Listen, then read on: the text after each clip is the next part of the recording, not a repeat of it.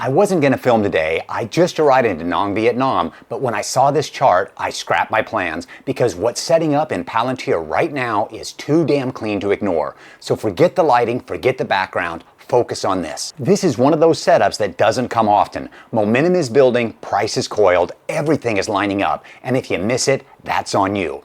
I'll break it down in two parts. First, why Palantir is still one of the best long-term AI plays out there, regardless of the news, the noise, or what your buddy on Reddit says. Then I'll show you the current setup on the chart that has me dropping everything to get this in front of you. This is what a real opportunity looks like. Not hype, not hope, just data, momentum, and math lining up like a freight train.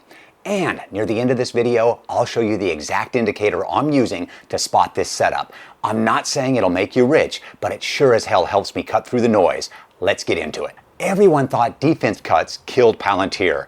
They were wrong. The second defense cuts hit the headlines, people lost their minds. That's it, Palantir's done. I heard it everywhere. Wrong. This isn't 1990. We're not spending on tanks and boots anymore. We're spending on data, on precision, on AI. And if you know anything about modern warfare, you know that intelligence wins wars, not raw firepower. So when the Pentagon says they're slashing the budget, what they're really saying is we're done wasting money on bloated legacy programs. They're reallocating funds to what actually works. That's automation, that's real-time battlefield insight, that's Palantir. This company isn't building bombs, it's building the software that tells the military where to drop them. It's not an option, it's an operating system for combat. Pete Hegseth, the current Secretary of Defense, literally said the goal is to modernize and cut waste. That's not bearish for Palantir, it's rocket fuel. Here's what smart money sees. $800 billion in defense spending isn't shrinking, it's shifting from old school brute force to AI-powered strategic dominance. Palantir is at the core of that shift. That's why when you zoom out, defense cuts don't kill Palantir, they make it stronger. This isn't a setback, it's an acceleration. People see a high PE ratio and freak out. This stock is overvalued, it's risky, it's priced for perfection. That's surface level thinking, the kind that keeps people broke. Let me say it clearly, high growth companies always look expensive before they run. That's how growth investing works. If a company's future is big enough, today's price doesn't matter. Amazon had a PE ratio over 935. Did that stop it from making people rich? No, it just stopped the wrong people from buying early. Tesla, same story. People laughed at the valuation all the way up to $1 trillion market cap. Tesla's down now, but that's another story. So now we've got Palantir, strong fundamentals, contracts with governments and Fortune 500s, and yes, a high PE ratio. Why? Because the market is pricing in what's coming, not what's already happened. Palantir is one of the few companies actually making money with building AI infrastructure that's irreplaceable. If you're waiting for the price to look cheap, you're going to miss the whole move.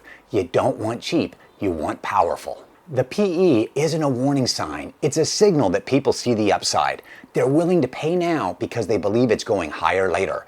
If that scares you, this stock is not for you. But if you get it, you're early. Many people still think Palantir is a defense stock. That's the narrative. That's what you read in the headlines. But that's not the full story. Not even close.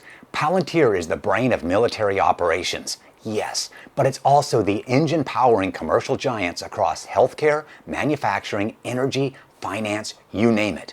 This isn't Lockheed Martin, this isn't Raytheon, this is a software company with contracts in government and the private sector. And right now its commercial business is growing even faster than its defense division. While everyone's debating budgets and politics, Palantir is quietly onboarding Fortune 500 companies who want the same AI-driven decisions the military relies on.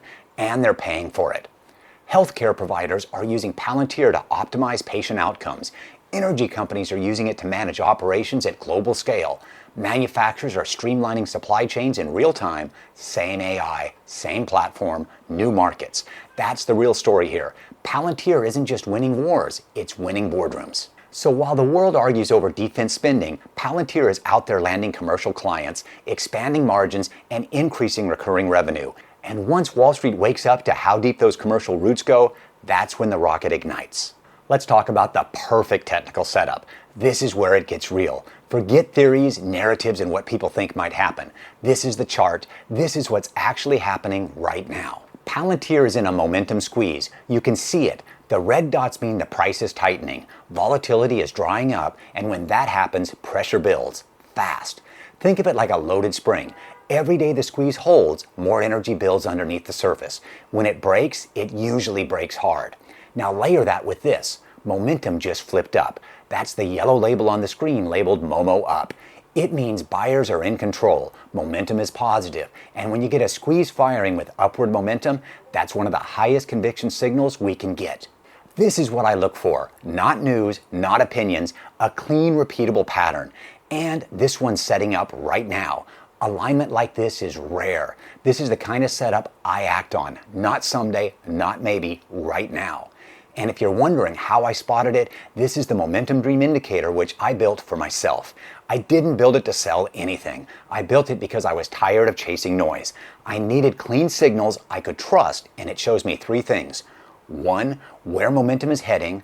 2, when volatility is tightening. And 3, when conditions are right to enter with an edge. If you want to try it, I'll drop a link in the description. There's a free TradingView trial, no pressure, use it, don't use it, but this is how I find some of my best and biggest winners, and I know when to buy. Use it, don't use it, but this is how I find some of my biggest winners and know when to buy. The key is this: setups like this don't last forever. The longer the squeeze holds, the bigger the move tends to be. And based on this chart, the clock is ticking. We've got a squeeze, we've got momentum building, and we've got a stock that I love for the long term. That's not hope, that's the perfect setup. Palantir recently pulled back 41%. Most people saw that and panicked, but if you've been watching the chart, you know better, because this pullback wasn't a breakdown, it was a setup. Right now, we're in a momentum squeeze. That's not my opinion. That's what the chart is showing. This is exactly what you want to see when you're looking for a high probability move. And when these squeezes fire with positive momentum, the move can be big. Is it guaranteed? No, but setups this clean don't come often. This is the kind of edge you wait for. Now, Palantir closed yesterday at $96.75. Recent high, $125.41. You don't need to be a genius to see the upside. I'm not here to tell you what to do, but I am here to make sure you see what's in front of you so you can make your own move. This is what I look for. This is my favorite technical setup. This is where big money can be made. And if you want to see every move I make in real time, what I'm buying, what I'm selling, and what I'm watching, join my Patreon. That's where I share all of it. My top plays, real-time trade alerts, and pretty much everything I do. In 2024, I made over $1 million from the stock market. Not from theory, from execution. Let's level up.